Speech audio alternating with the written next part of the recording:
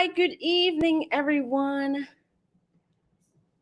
It is my pleasure to share in this expo and to connect with you. I am so delighted I was invited to be a part of this Heal Yourself Expo where we can educate, inform, and empower people to the ways, means, and choices available to them to heal themselves. Now, I know that I've always wanted to come to Australia, so I know that I'm improvising with all the technologies that we've had to use due to COVID, but I so want to be there with you. I am so jealous of everyone that's there right now, but I will come there on the next expo. How about that? In my field of work, I speak to many groups around the world about mindfulness, self-care, empowerment, and success. Well, today is no exception. I am going to share with you some important lessons that I learned along the way to help you to heal and lift yourself from wherever you are. So, today, my title is It is Time to Boss Up. What does it mean to boss up? Bossing up is the act of grabbing the reins of your life and taking control of your life instead of allowing life circumstances to determine your outcome. It requires you to step into your power. Until you do so, you will continue to settle and receive less than you deserve from life. You have the power to chart your destiny through the use of your thoughts. Maybe you have heard this phrase, you are what you attract. As my sister often reminds me, what you think or do determines your course of action. And your course of action determines where you land. If your thoughts are negative, you will end up in a negative space. If, on the other hand, your thoughts are positive, you will operate in a positive space. Let me ask you something. Are you stuck in a rut? Do you feel like your life is off track and you have lost control? If you've answered yes, I want you to know that you're in good company. Almost everyone feels like that at some point in their lives. The good news is there are things you can do to take charge of your life and get back on track. I will show you how you can boss up, take back control of your life, identify and implement necessary changes, achieve your goals, and live the life that you deserve and desire.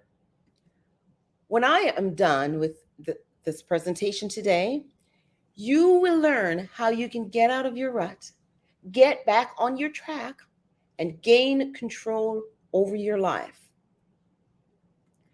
I will also provide you with the tips and tools you need to stay motivated as you take this journey to the life you've always wanted. So, if you are ready to boss up, if you're ready to boss up, you have come to the right place. Many people do not feel in control of their life. They are just drifting through life, letting things happen to them. Well, this is understandable. Trying to take on the reins on your life can be overwhelming if you've never done it before. But don't give up. We all know how good it feels to complete a significant task or conquer an obstacle. You will experience this feeling again. So if you keep pushing yourself towards being more self sufficient and involved in the direction that your life takes, then you will be all right. To take charge of your life, there are a few questions to answer. What does it mean to take charge or to be in charge? And how do you go about doing that? The answer is not always simple, nor is it easy. It always also varies from person to person. How you answer it will determine if you reach the place where you are, where you can say, I have bossed up. So, are you ready to boss up today? If you are, there are steps you can take that will help you to get started on the road to bossing up. It begins when you are not satisfied with where you are and what you have accomplished. And it doesn't have to be a desire to accumulate lots of money, achieve career success, or obtain fame and notoriety, or be the boss of a company. Some people just want to have a harmonious family life. Others want to find true love. Others want to travel to see the world or have things they want to check off their bucket list. Like, I want to go to 50 places before I turn 50. Well, I'm 47 and I've only gone to about 18. So go figure.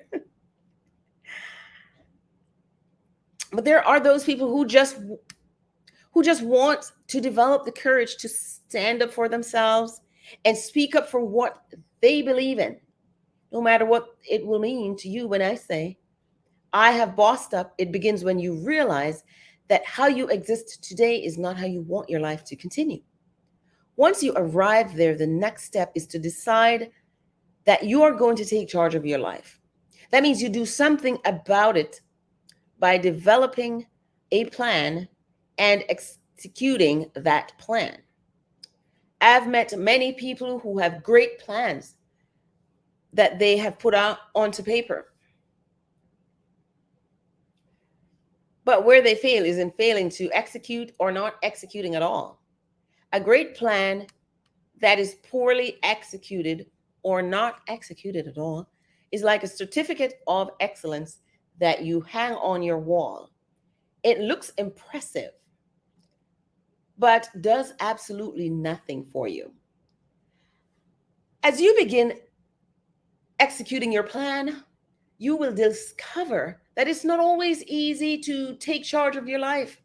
You will hear many voices telling you what it is that you should be doing and how you should be undertaking this endeavor. They will make it difficult for you to find your own voice and will try to convince you that your plan will not work. Don't listen to them. Make your plan, work your plan, and refuse to accept failure as an option.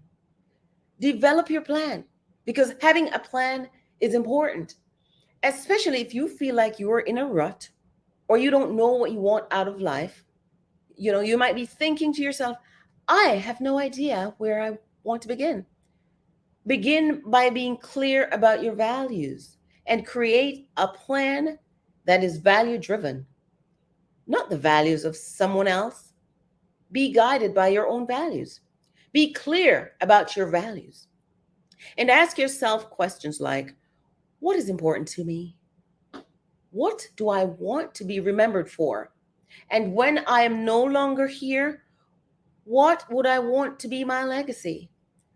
What would I like for people to say about me when I'm gone? Then write down your top values. Create a plan that is based on those values that you've written down. Then filter your ideas through the question, how does this idea align with my values? Now, if it is not in alignment with your values, cast it aside. Once you are clear and about your values, create a vision for yourself. Ask yourself the question, how will my life look when I am successful in achieving this goal? What will be different in my life? How will I know when the goal is achieved? Whatever you do must align with your values and vision and lead you to the achievement of your goal. Everything that meets those criteria should become part of your primary activities, and everything else is secondary.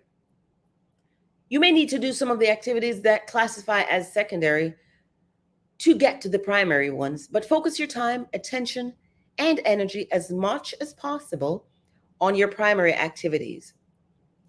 The next step is to know what it is you want to achieve. Know what you want, because if you can't achieve your goals, I'm sorry, you can't achieve your goals if you don't know what they are. Sit down and think about what you want out of life, because what are your dreams and aspirations? Write them down and keep them somewhere where you can see them every day, such as on your vision board. Be clear about your priorities.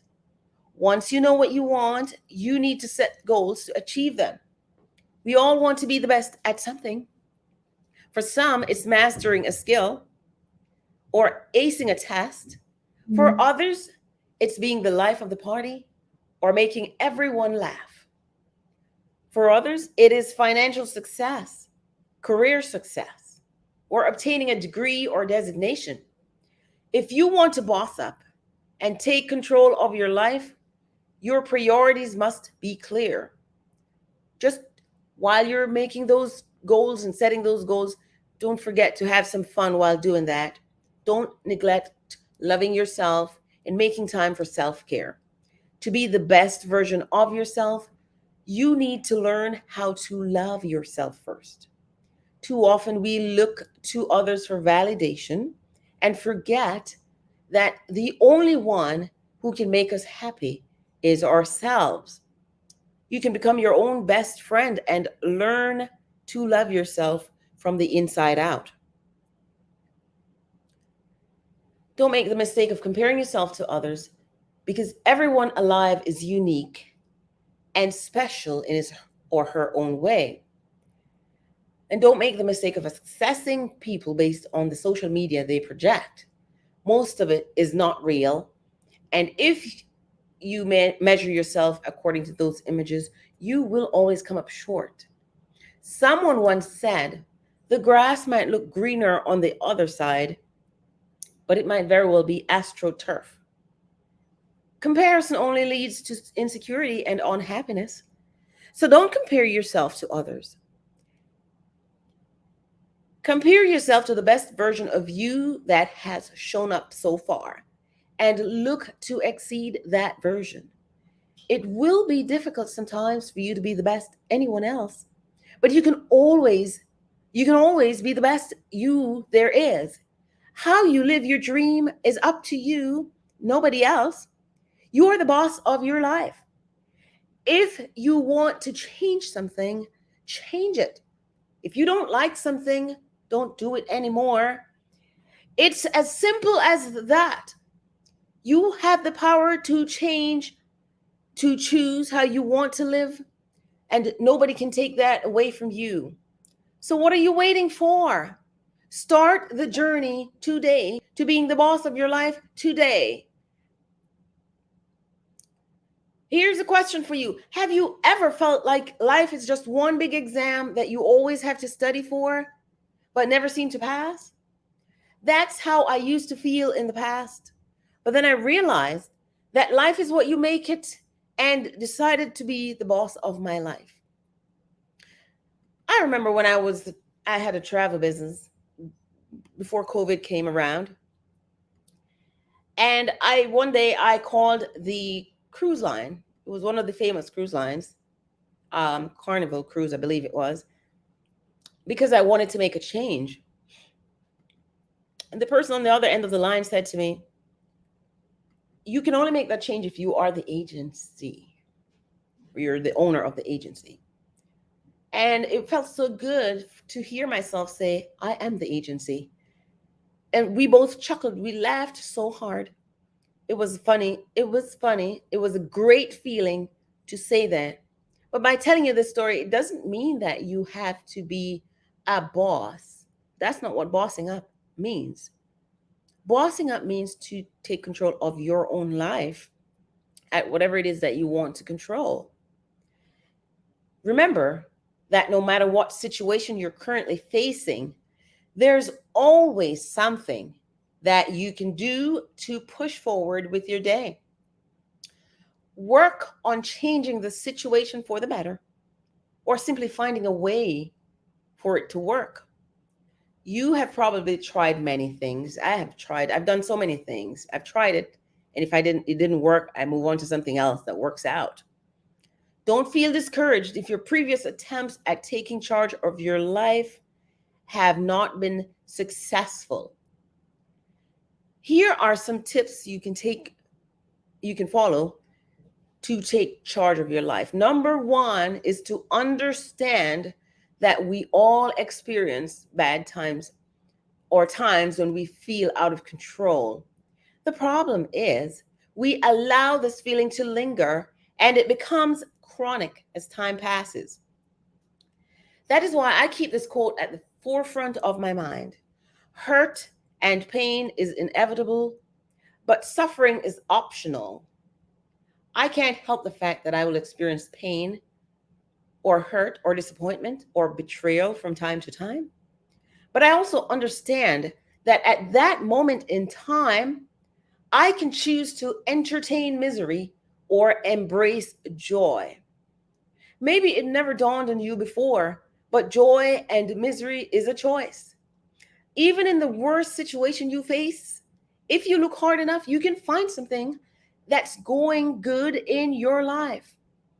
A friend of mine reminded me a few days ago that even when it's cloudy, dark, and dreary, behind all the clouds, the sun still shines. Even though you can't see the sun, it is still there. And at some point, the clouds will have no choice but to disperse and allow the sun to resume shining in all its brilliance and glory. Whatever it is that you choose to focus on will become your dominant thought and will direct your outlook on life and will determine your ultimate destiny. If you focus on the clouds, you'll be depressed, despondent, and dejected. But if you remember that cloudy days are temporary, you can frolic in the rain and celebrate the fact that at the end of every cloudy day, there is a sunny day. And at the end of every rainstorm, somewhere there is a rainbow. There is something I do that I'd like to share with you. Like everyone else, there are days when I do feel miserable and in despair. On those days, I give myself permission to feel bad for 24 hours. During that time, I allow myself to feel bad about life. I allow myself to feel bad about a problem or a situation. I just wallow in pity. I allow myself to just get it all out of my system. And at the end of 24 hours, I boss up and get moving again. I allow myself to have that one day, bad day every now and then, but I refuse to let that bad day become a week, a bad week, or worse, a bad month. When I exit 24-hour, woe is me time, I go back to my usual routine. I begin by writing down 3 good things about the day. And this is not a joke, or this is not something that I'm just telling you. This is what I do. I write down 3 good things about today. For example, number 1, I am feeling healthy. I am feeling fit. I am not in a hospital bed. I'm alive and I'm situated on the right side of the ground. Number 2, I love my kids. They love me. I enjoy having their company and they love being around me. Number 3, in spite of the financial difficulties that many of us experience, for one, I've never been homeless. I'm able to pay my bills. And when I opened my refrigerator this morning, it wasn't empty. And when I look in my closet, there's more than one outfit and more than one pair of shoes there. So I keep reminding myself that, and I want you to do the same. Keep reminding yourself that no matter your struggle, your life is not hopeless. I guarantee you that there is somebody who would love to trade places with you in a heartbeat. Good things and bad things happen in your life all the time. It's like a cycle. So deal with the bad things, but choose to focus your mind on the positive. Decide that you will not let yourself be dragged down by one negative day or one negative experience. Choose joy, not misery. Number two, when it is in your power to do so, take matters into your hands. And if it's out of your control, don't worry about it. You can't do anything anyway. When you boss up, you recognize that there are some things that are out of your control. The problem is, we often waste valuable time worrying about things we can't do anything about. If it is not in your control, just let it play out and see what happens. Don't allow it to disturb your thoughts. The fact is, most of the things we worry about never happen. And if it turns out that it's something we must deal with, we always deal with it. In the meantime, don't allow that situation that is out of your control to cause you to allow misery to loom large, disturb your peace, and squelch your happiness. If the time comes and you need to deal with it, you can deal with it at that moment in time. Just be like Bobby McFerrin and tell yourself, don't worry, be happy. So I implore you to focus on those things over which you do have control. That is the most important part of bossing up. Take charge of your life. Think for yourself. Make the best informed decision that will be the best for you in the future. Don't look back and second guess yourself. And when planning for your life, you are the best person to make those decisions, not anyone else. You will have to live with the consequences of that choice. So don't make those decisions based on what someone else thinks you should do. Beware of the following counsel of people who try to sway your opinion by telling you why it wouldn't work or why you shouldn't pursue it. Remember that there are people who will find a problem in every solution. Now, don't reject their advice right out the park. Instead, examine what they say, consider their track record, and if they have a record of proven success, give it some serious consideration. See if they apply that advice in their lives and assess it if it would also work for others. Number three, recognize when you need to make changes, make needed changes, or risk becoming obsolete. If you want to boss up, be prepared to undergo a continual process of personal improvement.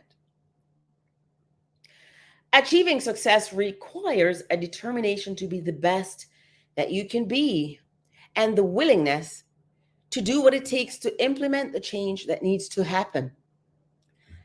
There will always be a new skill you must learn, old habits to break, and new habits to develop.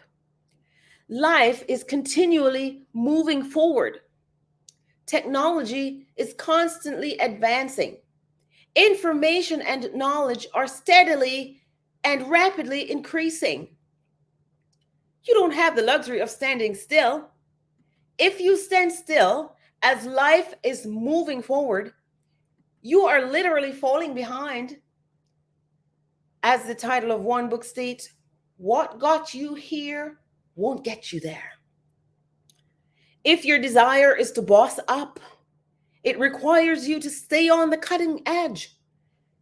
That will not happen without a commitment to change and grow. Don't get caught up in thinking of all the negatives and losing sight of the positives. For example, I am going to lose my friends. I'm going to lose my partner. I'm going to lose my job. But then again, even if I lose those things, I can get and make new ones. And if truth be told, if trying to be the best you can be and bossing up results in the loss of those things, they were never really yours in the first place, and you would probably lose them down the road. Choose relevance. Number four, set good boundaries and don't be afraid to say no to others.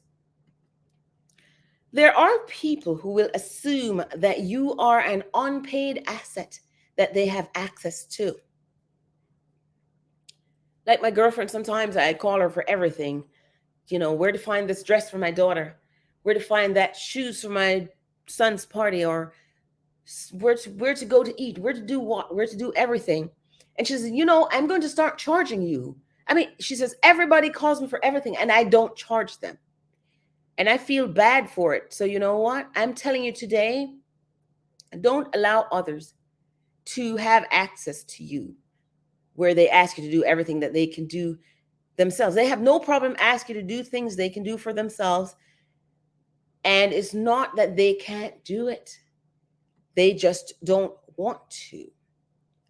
And every minute you spend working on someone else's project or something leading to the achievement of someone else's goal is a minute that you are not working on your own project and achieving your own goals. I hope my girlfriend is listening to this. And when they are successful, they will not feel the need to share in their success. They won't share the check with you. They will say thank you and they will shake your hand and send you on your way. Well, I'm not saying that you should not help others. That's not what I'm saying. What I'm saying is be selective about the things that you get involved in. Understand your mission and operate from the construct of what you identify as your life purpose. Too many times we accept requests from others that take us out of our life purpose. We find it difficult to refuse a request from someone, especially those who are close to us. And others take advantage of our kindness and our willingness to help and ask for things that are unreasonable, unnecessary, and within their ability to do for themselves. But they find it easier to ask others to do it for them. If you want to boss up, you must be willing to just say no. Set appropriate boundaries and not allow yourself to be manipulated by their attempt to make you feel guilty. Trust me on this one, they will get over it. So from today on, be comfortable with saying no when you don't want to do something. Just politely let the other person know that you will not be able to do or help them out at this time. And don't feel the need to explain or go into detail. For example, let me help you out here. You can say, I would love to stay in touch, but my new business is taking up a lot of my time and I won't do justice to what you're asking me to do. Now, if they keep asking, keep saying no. Eventually, they will respect your decision and they won't make a similar request again. Don't forget what the poet Robert Frost once said: good fences make good neighbors. Put up strong boundaries and don't let others push against it. Number 5, don't minimize the value of small steps and small victories. Add them together and it becomes a huge success. I don't remember when I first heard this saying, but since I heard it, it changed the way I approach dealing with difficult and overwhelming situations. How do you eat an elephant? How do you eat an elephant? One bite at a time. Some dreams, some goals, some projects may seem too formidable to undertake, but just thinking about what it will take to accomplish it can result in a feeling of being inadequate to get it done. However, if you break it into small pieces and tackle one small piece at a time, eventually all the completed pieces come together. And what you thought you couldn't do is there in front of you. I think of the words of Nelson Mandela when he said, it seems always seems impossible, and then it is done. I think about how it felt so imposing when I thought about writing my first book. It is the story of my life, my struggles, my victories, my failures, and all my successes. For a while, I kept procrastinating and finding other things to do. Being busy and sometimes acting busy made it feel like I was doing something. But I was just avoiding writing that book because it seemed like such a huge endeavor. I allowed my fear of failure to keep me from reaching that goal. I doubted myself. I thought to myself, who would want to read this book? Who would want to read my story?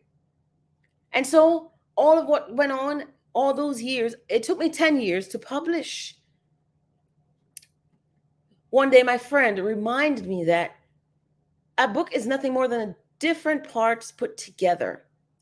And he suggested that I start working on one part and worry about the other parts down the road. He told me to pick a title, and once I did, just start writing. He said, don't edit. Don't worry if it isn't grammatically accurate, or that subject verb agreement is problematic, or there are issues with your syntax or your punctuation. Just write. He assured me that there will be plenty of time to edit, re-edit, and re-edit over and over. And he was right. There was a lot of editing and re-editing before I finally published my book. I began writing, and soon I had almost 30 pages. I wrote every day. In fact, I set a time every day to write. It was designated, same time every day. Even if I just wrote one line, some days I was prolific and I would write 2 or 3 lines or 2 or 3 sentences, sometimes 3 pages. Some days I could only get through one paragraph or 2 paragraphs. And a few times I finished one sentence. He reminded me that every sentence and every paragraph puts you one sentence and one paragraph closer to finishing your book. So I finished my book, and here it is today.